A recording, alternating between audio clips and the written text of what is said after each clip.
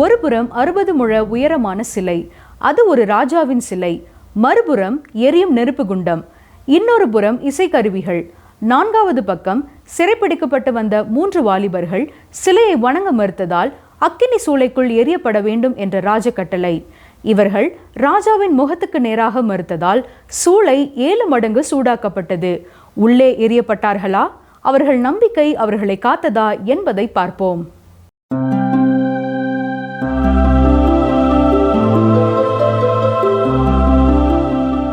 கர்த்தருடைய பரிசுத்த நாமத்திற்கு மகிமை உண்டாதாக. இந்த நாட்களிலே நாம் தானியேல் தீர்க்கதரிசியின் புத்தகத்தை படித்து வருகிறோம். கடந்த நிகழ்ச்சியிலே நாம் பார்த்தது போல நேபுகாத்நேச்சார் 60 முழ உயரமும் 6 முழ அகலமுமான ஒரு பொற்சிலையை உண்டு பண்ணி தூரா என்னும் சமவெளியிலே அதை நிறுத்தி இசைக்கருவிகள் இசைக்கப்படும் பொழுது அனைவரும் அதை தாழ விழுந்து வணங்க வேண்டும் என்று கூறினான். என்றாலும் யூத இளைஞர்களான ஷாத்ராக், மேஷாக், ஆபேத்நேகோ என்பவர்கள் சிலையை பணிந்து கொள்ளவில்லை. இதை கண்ட கல்தேயர்கள் குற்றச்சாட்டாக ராஜாவிடம் சென்று அறிக்கை செய்த பொழுது அவன் மீண்டும் அவர்களுக்கு ஒரு தருணம் கொடுக்கிறேன் என்றான். ஆனால் அவர்கள் அப்படி ஒரு தருணத்தை ஏற்றுக்கொள்ளவில்லை. இந்த சூழ்நிலையிலையும் அவர்கள் ராஜாவுக்கு கொடுத்த பதில் என்ன தெரியுமா? தானியேல் 3ஆம் அதிகாரம் 16 முதல் 18ஆம் வசனம் வரை பாருங்கள். ஷாத்ராக், மேஷாக், ஆபேத்நேகோ என்பவர்கள் ராஜாவை நோக்கி, நேபுகாத்நேச்சாரே, இந்த காரியத்தை குறித்து உமக்கு உத்தரவு சொல்ல எங்களுக்கு அவசியமில்லை. நாங்கள் ஆராதிக்கிற எங்கள் தேவன் எங்களை தப்பு வைக்க வல்லவராயிருக்கிறார்.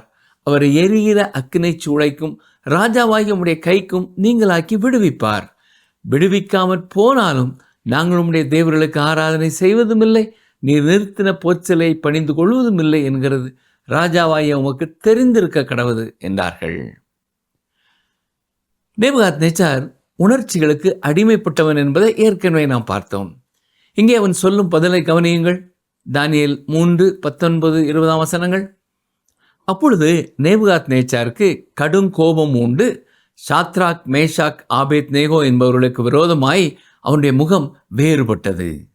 சூளையை சாதாரணமாய் சூடாக்குவதை பார்க்கிலும் 7 மடங்கு அதிகமாய் சூடாக்கும்படி உத்தரவு கொடுத்து ஷாத்ராக், மேஷாக், ஆபேத்நேகோ என்பவர்களை எரிகிற அக்கினை சூளையிலே போடுவதற்கு அவர்களை கட்டும்படி தன் இராணுவத்தில் பலசாலிகளாகிய புருஷருக்கு கட்டளையிட்டான்.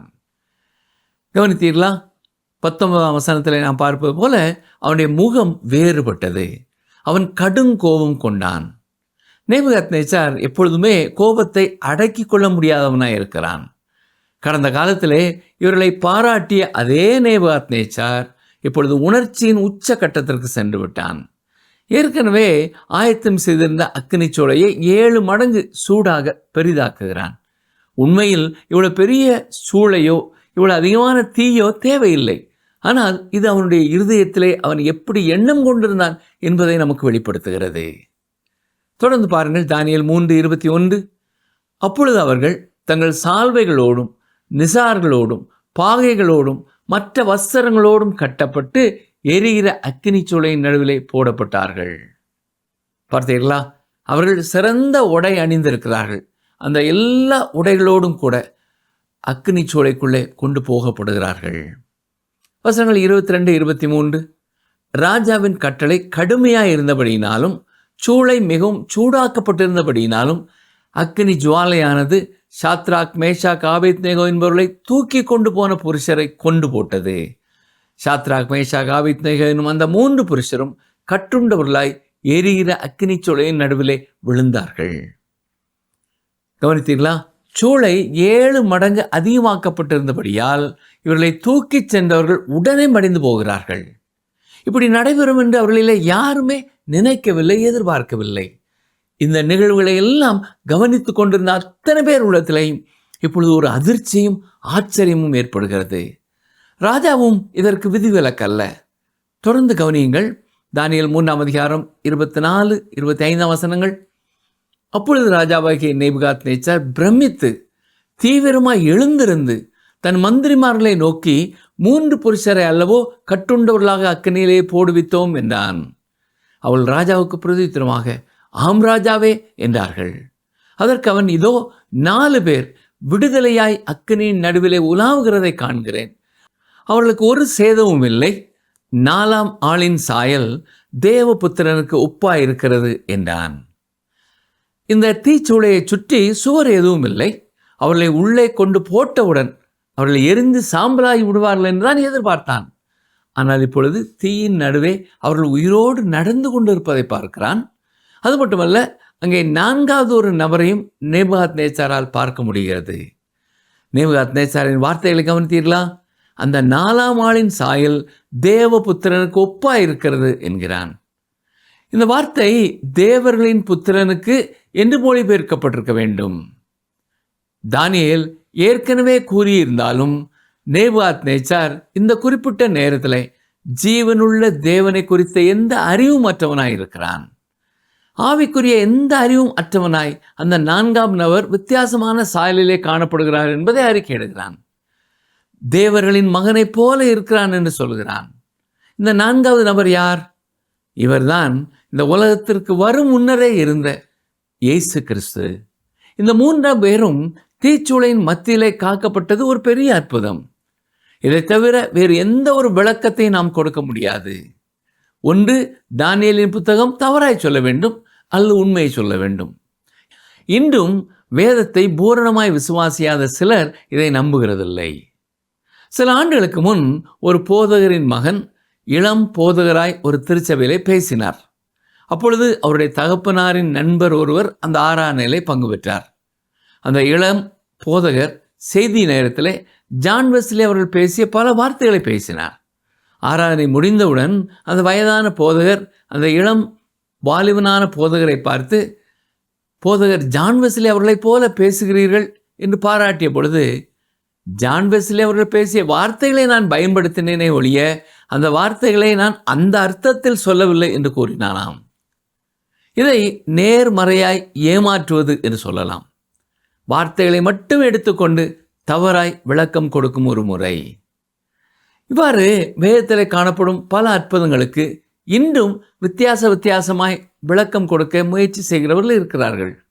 சிலர் கூறுவார்கள், இயேசு உண்மையில் தண்ணீரின் மேலே நடக்கவில்லை, அவர் கரையிலே நடந்தார், ஆனால் சீடர்கள் அவர் தண்ணீரிலே நடந்தார் என்று நினைத்தார்கள் என்று கூறுவார்கள். இந்த விதமாய் பேசுகிறவர்கள் 2 நாவு உள்ளவர்களாய் மாய்மாலமாய் பேசுகிறார்கள். இந்த சம்பவத்தை நீங்கள் நன்றாய் கவனிப்பீர்கள் என்றால், இது ஒரு சரித்திர சம்பவமாக இருந்தாலும் இது ஒரு தீர்க்க தரிசன புத்தகம் என்பதை நாம் சிந்திக்க வேண்டும். இது மகா உபத்திரவ காலத்தை நமக்கு நினைப்பூட்டுகிறதா இருக்கிறது. இந்த அக்கினி சூளையானது மகா உபத்திரவ காலத்தில் இடம்பெறப் போகிற வேதனையை குறிக்கிறது. இந்த நேபுகாத்நேச்சார் சமுத்திரத்திலிருந்து எழும்பிய அந்த மிருகத்திற்கு ஒப்பாயிருக்கிறான். அதாவது அந்த கிறிஸ்துவுக்கு ஒப்பானவனாய் இருக்கிறான். உலகத்தில் நடைபெற இருக்கிற இறுதியான ஆளுநரை குறிக்கிறவனாய் இருக்கிறான். இந்த பொற்சிலையானது ஆண்டவராய் இயேசு கிறிஸ்து மத்தேயு 24ஆம் அதிகாரம் 15ஆம் வசனத்திலே கூறியிருக்கிற பாழாக்குகிற அருவருப்பை குறித்து பேசுகிறது. இந்த 3 வாலிபர்களும் மகா உபத்திரவ காலத்திலே அற்புதமாய் பாதுகாக்கப்பட்ட மீதமிருந்த ஜனங்களை குறித்து நினைப்பூட்டுகிறது. இங்கே மிக ஆர்வம் தரக்கூடிய ஒரு காரியம் என்னவென்றால், தானியேலை குறித்து இங்கே எதுவுமே கூறப்படவில்லை. அவன் அங்கே இல்லை.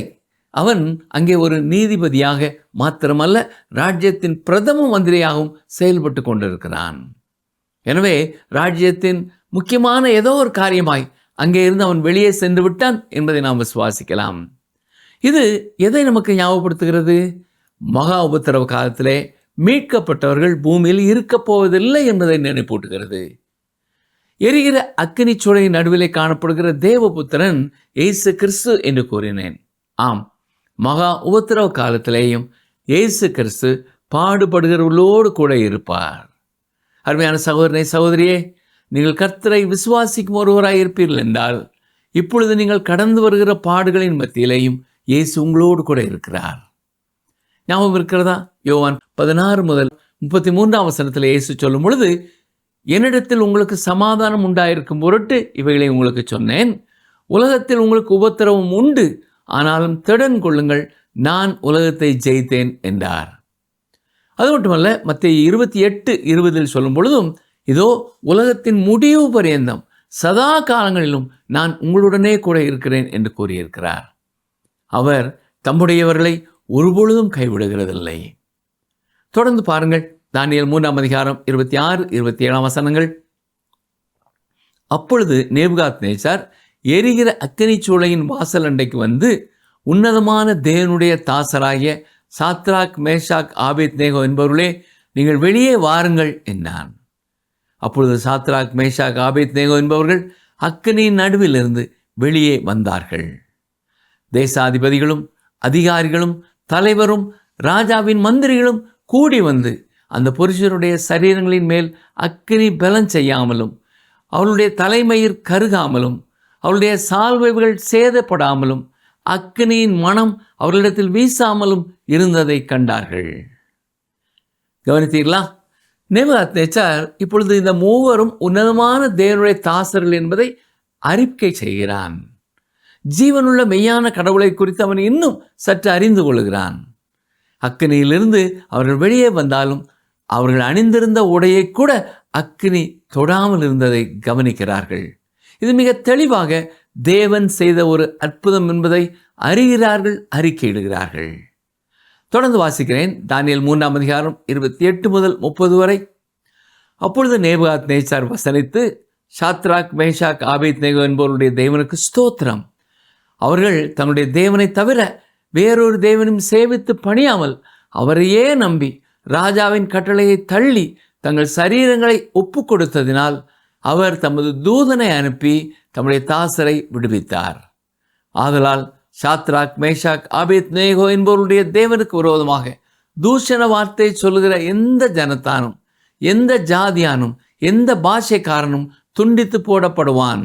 அவன் வீடு எருக்களமாக்கப்படும் என்று என்னாலே தீர்மானிக்கப்படுகிறது. இவ்விதமாய் இரட்சிக்கத்தக்க தேவன் வேறொருவரும் இல்லை என்றான். பின்பு ராஜா சாத்ராக், மேஷாக், ஆபேத்நேகோ என்பவர்களை பாபிலோன் தேசத்திலே உயர்த்தினான். நேபுகாத்நேச்சாருடைய வாயிலிருந்து வந்த வார்த்தைகள் அவனுடைய தனிப்பட்ட வாழ்க்கையின் இருதயத்திலிருந்து வந்ததாக தெரியவில்லை. என்றாலும் ஜீவனுள்ள தேவனையும் அவருடைய வல்லமையையும் அவன் சற்று உணர்ந்து கொண்டான் என்று சொல்லலாம்.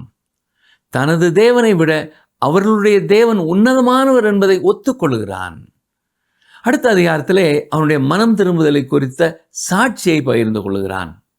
அந்த நேரத்தில் உண்மையாகவே மெய்யான ஜீவனுள்ள தேவனை குறித்து அறிந்து கொண்டவனாய் அவன் அறிக்கை செய்கிறான். பார்த்தீங்களா? இத்தனை அற்புதமான காரியங்களை அவன் கண்ட பின்னரும் தேவனை அறியாத பின்னணியிலிருந்து வெளியே வர எவ்வளவு நீண்ட காலங்களை எடுத்துக்கொள்கிறான். இப்பொழுது மீண்டுமாக சாத்ராக், மேஷாக், ஆபேத்நேகோ அரசனுடைய சிறப்பு மதிப்பை பெறுகிறார்கள். 2 முறை அவர்களுக்கு மரண தீர்ப்பு கூறப்பட்டது. 2 முறையும் அற்புதமாய் அவர்கள் விடுதலை செய்யப்பட்டார்கள். 2 முறை அவர்கள் உயர்த்தப்பட்டார்கள். பிரியமானவர்களே, இன்றும் ஆண்டவராகிய இயேசு கிறிஸ்து இந்த உலகத்திலும் தம்முடைய பிள்ளைகளை காத்து கொள்கிறார். எல்லா சூழ்நிலைகளிலேயும் காத்து கொள்கிறார். யோவான் 10ஆம் அதிகாரம் 27, 28 வசனங்களை பாருங்கள். என் ஆடுகள் என் சத்தத்திற்கு செவி கொடுக்கிறது. நான் அவைகளை அறிந்திருக்கிறேன். அவைகள் எனக்கு பின் செல்கிறது. நான் அவைகளுக்கு நித்திய ஜீவனை கொடுக்கிறேன். அவைகள் ஒரு காலம் கெட்டு போவதில்லை. ஒருவனும் அவைகளை என் கையிலிருந்து பறித்து கொள்வதும் இல்லை. யோவான் 17ஆம் அதிகாரத்திலேயும் இயேசு தனது சீடர்களுக்காக ஜெபிக்கிறார். 11ஆம் வசனத்தை பாருங்கள். யோவான் 17:11. நான் இனி உலகத்தில் இருக்கிறேன், இவர்கள் உலகத்தில் இருக்கிறார்கள். நான் உம்மிடத்திற்கு வருகிறேன். பரிசுத்த பிதாவே, நீர் எனக்கு தந்தவர்கள் நம்மை போல உண்டாயிருக்கும்படிக்கு நீர் அவர்களை உம்முடைய நாமத்தினாலே காத்துக்கொள்ளும் என்று ஜெபிக்கிறார். தொடர்ந்து 15ஆம் வசனத்திலேயும் இவ்வாறு ஜெபிக்கிறார். யோவான் 17:15. நீர் அவர்களை உலகத்திலிருந்து எடுத்துக்கொள்ளும்படி நான் வேண்டிக் கொள்ளாமல் நீர் அவர்களை தீமை நின்று காக்கும்படி வேண்டிக் கொள்கிறேன். பிரியமானவர்களே, இதுதான் இயேசு கிறிஸ்துவினுடைய ஜெபம். இவை மட்டுமல்ல, எபிரேயர் 7ஆம் அதிகாரம் 25ஆம் வசனத்திலேயும் நாம் என்ன பார்க்கிறோம்? கவனியங்கள், வாசிக்கிறேன். எபிரேயர் 7:25. மேலும் தமது மூலமாய் தேவனிடத்தில் சேர்கிறவர்களுக்காக வேண்டுதல் செய்யும்படிக்கு அவர் எப்பொழுதும் உயிரோடு இருக்கிறவராகையால் அவர்களை முற்றுமுடிய ரட்சிக்க வல்லவராயும் இருக்கிறார். 2 தீமோத்தேயு 1ஆம் அதிகாரம் 12ஆம் வசனத்திலேயும் அப்போஸ்தலனாகிய பவுல் சொல்கிறதையும் நாம் கவனிக்க வேண்டும். அது நிமித்தம் நான் இந்த பாடுகளையும் அனுபவிக்கிறேன், ஆயினும் நான் வெட்கப்படுகிறதில்லை. ஏனென்றால் நான் விசுவாசிக்கிறவர் இன்னார் என்று அறிவேன். நான் அவரிடத்தில் ஒப்பு கொடுத்ததை அவர் அந்நாள் வரைக்கும் காத்துக்கொள்ள வல்லவராய் இருக்கிறார் என்று நிச்சயித்தும் இருக்கிறேன். கர்த்தருடைய இந்த வார்த்தைகளை கவனித்து கேட்டுக்கொண்டிருக்கிற எனக்கு அருமையான சகோதரனே, சகோதரியே, நமக்கும் பாடுகள் வரக்கூடிய ஒரு உலகத்திலே தான் நாம் வாழ்ந்து கொண்டிருக்கிறோம். கர்த்தருடைய சில பிள்ளைகள் உண்மையாகவே அக்கினிச்சூளை போன்ற சூழ்நிலைகளுக்குள்ளே கடந்து செல்ல போகிறார்கள். ஆனால் அங்கும் அவர்களை பாதுகாக்க தேவன் வல்லவராய் இருக்கிறார். அங்கிருந்து அவர்களை வெளியே அழைத்து வரவும் அவரால் முடியும். நாம் அவரை நம்ப வேண்டிய அளவு பல நேரங்களிலே நம்புகிறதில்லை. அந்த எபிரேய வாலிபர்களுக்கு இருந்த விசுவாசம் நமக்கு இல்லை. எனவேதான் பல நேரங்களிலே தொடர்ந்து வேதனைகளின் மத்தியிலே நீண்ட காலம் இருக்கிறோம். நாம் இன்று கேட்ட சத்தியங்களை மனதிலே எண்ணி பார்ப்போம். கர்த்தர் தம்முடைய பிள்ளைகளோடு கூட எல்லா சூழ்நிலைகளிலேயும் இருக்கிறார்.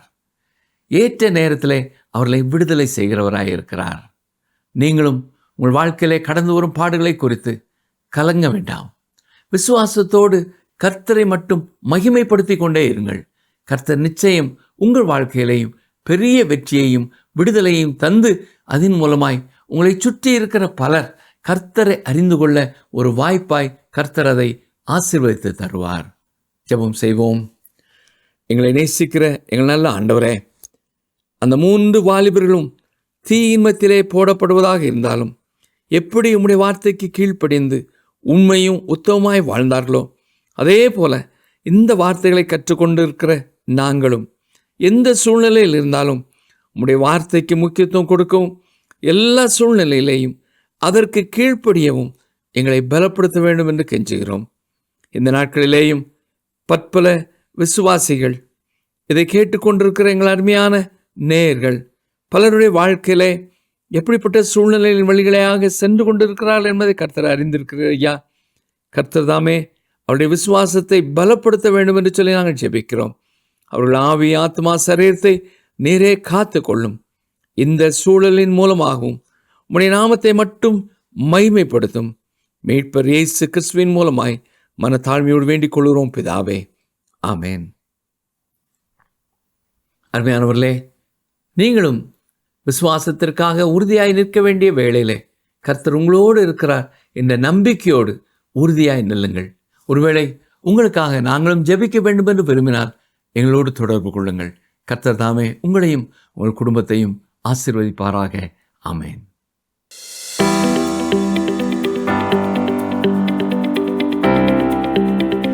நான்காம் நபரின் சாயல் எதற்கு ஒப்பாயிருந்தது?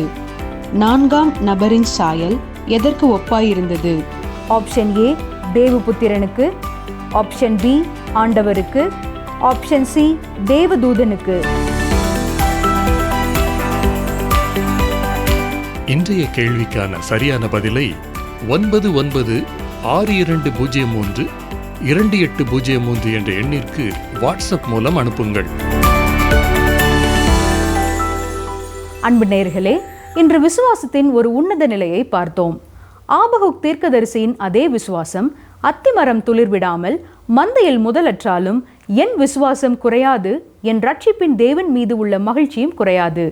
அன்பர்களே, ஒருவேளை நாமும் இதே போல ஒரு சூழ்நிலையில் நமது அரசு அதிகாரிகள் முன்னால் நிற்கும்போது நமது விசுவாசம் ஜெயிக்குமா? சாம்பலுக்கு பதிலாக சிங்காரத்தையும் துயரத்திற்கு பதிலாக ஆனந்த தைலத்தையும் தரும் தேவன் நம்மை விசுவாசத்தை காத்துக்கொள்ள உதவி புரிவாராக. இந்த நிகழ்ச்சி உங்களுக்கு பிடிச்சிருக்கா? அப்ப இப்பவே மிஸ்டர் கால் கொடுங்க. பரிசு வெல்றது நீங்களாவும் இருக்கலாம்.